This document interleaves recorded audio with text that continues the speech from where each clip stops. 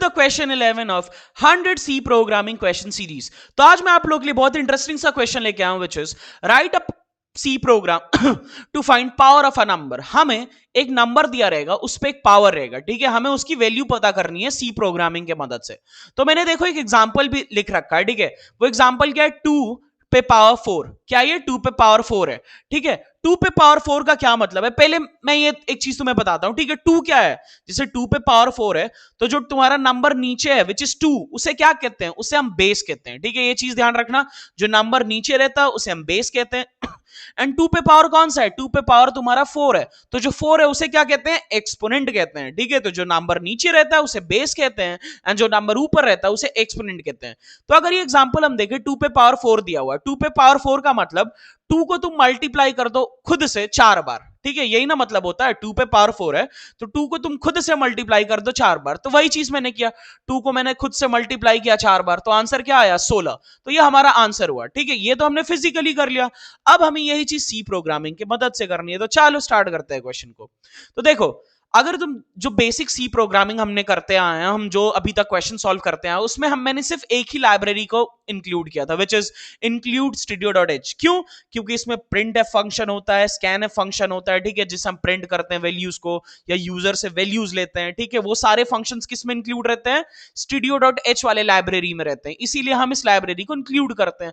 अब तुम्हें पावर जब निकालना है, ठीक है, जब तुम्हें पावर निकालना है तब तुम्हें एक लाइब्रेरी को इंक्लूड, एक और लाइब्रेरी को इंक्लूड करना पड़ेगा, विच इज math.h, ठीक है। ये जो लाइब्रेरी है math.h, इसमें बहुत सारे फंक्शंस है, मैथमेटिकल फंक्शंस। तो अगर तुम्हें एक नंबर पे पावर है, उसकी वैल्यू निकालनी है, तो उसके लिए तुम्हें एक फंक्शन का यूज करना पड़ेगा जिसका नाम है पाव, POW, पाव फंक्शन का तुम्हें यूज करना पड़ेगा। एंड ये जो तुम्हारा फंक्शन है पाव फंक्शन POW, वो किसमें है, वो math.h वाले लाइब्रेरी में, इसीलिए मैंने math.h वाले लाइब्रेरी को इंक्लूड कर लिया। आई होप तुम समझ गए, ठीक है। अब जब तुम्हें वैल्यू निकालनी है, तुम्हें दो चीजों की नीड है, ठीक है, एक बेस जो कि नीचे रहता है और जो पावर रहता है वो एक्सपोनेंट, ठीक है। तो चलो यूजर से ही वो वैल्यूज लेते हैं। तो सबसे पहले दो डब्बे बना देते हैं एंड बेस नाम से, ठीक है। एक और डब्बा बना देते हैं एक्सपोनेंट नाम का, ठीक है। दो डब्बे मैंने बना दिया बेस एंड एक्सपोनेंट नाम से, ठीक है। अब हम क्या करते हैं, यूजर से बेस और एक्सपोनेंट की वैल्यू लेते हैं। तो चलो साथ में एक स्टेटमेंट भी लिख देते हैं। तो प्रिंट इफ, ठीक है, डबल कोट्स, उसमें एक स्टेटमेंट लिख देते हैं, प्लीज एंटर द बेस, ठीक है। मैंने उसमें स्टेटमेंट लिख दिया, प्लीज एंटर द बेस, की भाई बेस की जो भी वैल्यू हो वो तू लिख दे, ठीक है। मैंने ये स्टेटमेंट को प्रिंट कर दिया।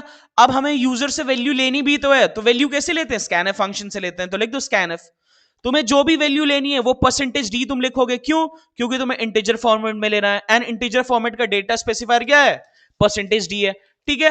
एंड जो भी वैल्यू यूजर डालेगा बेस के लिए, तुम्हें कौन से डब्बे में सेव करना है, बेस वाले डब्बे में सेव करना है। तो इधर क्या करोगे, M% और उस डब्बे का नाम लिख दो जिसमें तुम्हें सेव करना है, तो बेस, ठीक है।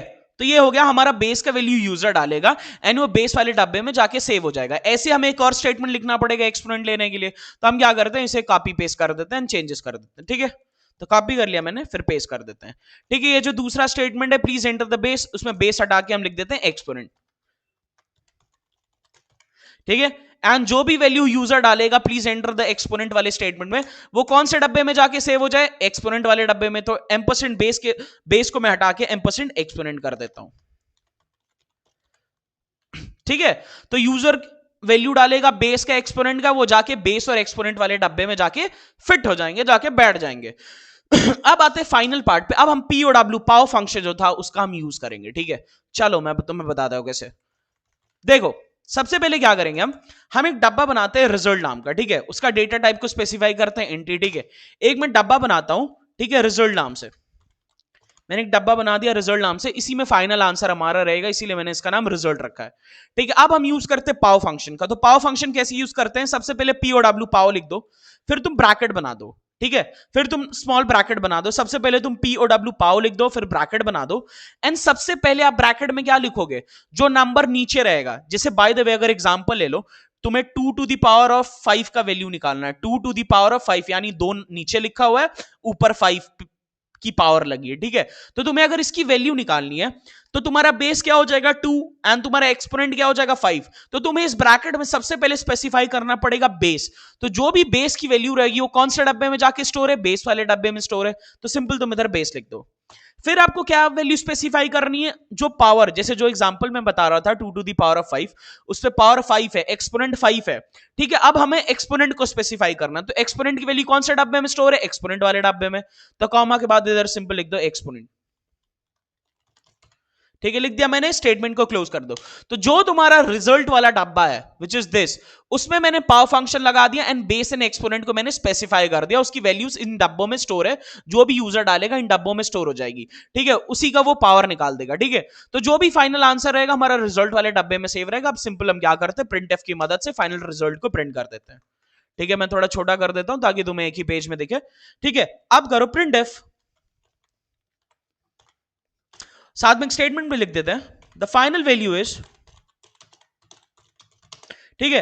अब जो भी तुम्हारा वैल्यू आएगा, ठीक है, नीचे जो बेस है तुम्हारा वो इंटीजर है, जो तुम्हारा ऊपर वो है वो इंटीजर है, तो ऑफ कोर्स इंटीजर में आएगा, तो percentage D, the final value is percentage D, ठीक है। अब जो तुम्हें फाइनल वैल्यू कौन से डब्बे में स्टोर है, रिजल्ट वाले डब्बे में स्टोर है, तुम्हें वही वैल्यू दिखानी है ना परसेंटेज डी की जगह। तो इधर सिंपल कॉमा लिखोगे एंड उस डब्बे का नाम लिख दो रिजल्ट, विच इज रिजल्ट, ठीक है, क्योंकि रिजल्ट वाले डब्बे में मैंने पावर फंक्शन लगाया एंड इसी में तुम्हारा फाइनल आंसर स्टोर है, तो मैंने वही रिजल्ट का आंसर फाइनल आउटपुट में दिखा दिया, इसीलिए मैंने प्रिंटफ फंक्शन इधर लिख दिया, the final value is result. जो भी आंसर तुम्हारा रिजल्ट वाले डब्बे में रहेगा वो दिख जाएगा, ठीक है। तो ये रहा हमारा प्रोग्राम, एक बार मैं तुम्हें जल्दी से समझा देता हूं। सबसे पहले हमने math.h लाइब्रेरी को इंक्लूड किया, ठीक है, क्यों, क्योंकि उसी में पावर वाला फंक्शन था।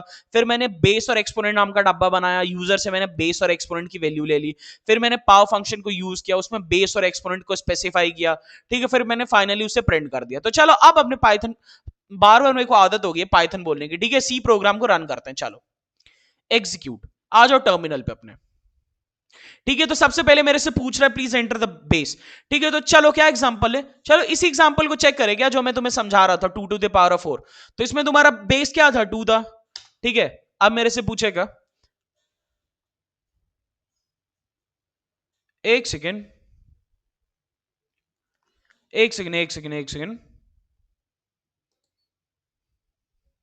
ठीक है, please enter the base 2, please enter. भाई मैं डर गया था कि मैंने क्या गलत लिख दिया, वो कुछ कंपाइलर का इशू था, ठीक है, वो कुछ कंपाइलर का इशू था, हमारा इशू नहीं था, ठीक है।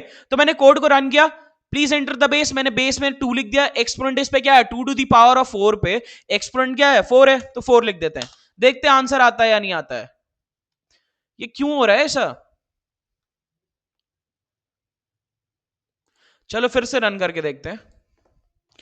बेस इज 2, एक्सपोनेंट इज 4, देखो अब हमारा आंसर आ रहा है। कुछ कंपाइलर का इस टाइम इशू है, लग रहा है मेरे को कुछ कंपाइलर का इशू है इस टाइम, इसलिए कुछ ऐसा एरर आ रहा था बार बार, ठीक है। पर अब फाइनल कोड हमारा रन हो गया। देखो मैं इस कंपाइलर को चेंज कर दूंगा, एक्चुअली मैं हर वीडियो में एक नया कंपाइलर पकड़ रहा हूँ, ठीक है, ताकि मेरे को एक फिट बैठ जाए, तुम लोग को भी वो कंपाइलर बढ़िया लगे, like appearance wise and all, ठीक है। पर आज मैं ये टेस्ट कर रहा हूँ, सही था ये कंपाइलर, इसमें कोड को शेयर करना आप लोग से बहुत ईजी था, पर ये इसमें कुछ एरर आ रहा है, बार बार प्रोग्राम रन करो तो कोई इशू नहीं है, तुम लोग में नहीं आएगा, ठीक है। तुम लोग अपना VS कोड या सी लाइन जिससे करते हो करते रहो बिंदास, ठीक है। तो सबसे पहले मेरे से पूछा बेस, मैंने बेस की वैल्यू लिख दी 2, ठीक है। फिर मेरे से पूछता है please enter the exponent, value लिख दी 4, ठीक है। तो फाइनल आंसर 16 आ गया। देखो हमने फिजिकली भी सॉल्व किया था, 2 टू द पावर ऑफ 4 16 आ रहा था, यानी 2 multiplied by 2 multiplied by 2 multiplied by 2, यानी 2 का मल्टीप्लीकेशन खुद से 4 बार। तो देखो वही चीज इधर हुआ, बेस तुम्हारा 2 है, एक्सपोनेंट 4 है, तो देखो इसने इंस्टेंटली तुम्हें आंसर दे दिया 16, तुम्हें टाइम नहीं लगेगा, तुम जितने भी बड़े इसमें नंबर्स ला दो। चलो फिर से एग्जीक्यूट करते हैं एक बड़े से नंबर के लिए, जैसे 10 टू द पावर ऑफ 10 नहीं करते हैं, चलो 12 to the power of 6, perfect guys, 12 to the power of 6 तुम्हें कैलकुलेट करने में कई मिनटें लग जाएंगे, लेकिन ये देखो इसने तुरंत आंसर दे दिया, द फाइनल वैल्यू इज 2985984। तो चलो फाइनली गाइस, आई होप तुम्हें समझ आया हो, ठीक है, बहुत आसान सा क्वेश्चन था ये, एंड तुमसे मिलता हूं मैं अगले वीडियो में, ठीक है। एंड एक इंपॉर्टेंट सा अनाउंसमेंट है तुम्हारे लिए, तुम कम्युनिटी टैब जाके भी चेक कर लेना, उधर मैंने लिंक्स डाल दिए अपने टेलीग्राम, हमारा जो ग्रुप बना है, ठीक है, उसमें कोई भी मैसेज कर सकता, तुम्हें कोई भी डाउट हो तुम उसमें लिख देना, या तुम्हें कोई भी सोर्स कोड चाहिए, नोट चाहिए, सब तुम्हें उसमें मिल जाएंगे, ठीक है। मैं डिस्क्रिप्शन में भी लिंक डाल दूंगा, तो याद से यार प्लीज भूलना मत, उससे ग्रुप को ज्वाइन कर लेना तुम लोग, ठीक है। तो चल मिलते हैं गाइस अगले वीडियो में एक नए क्वेश्चन के साथ।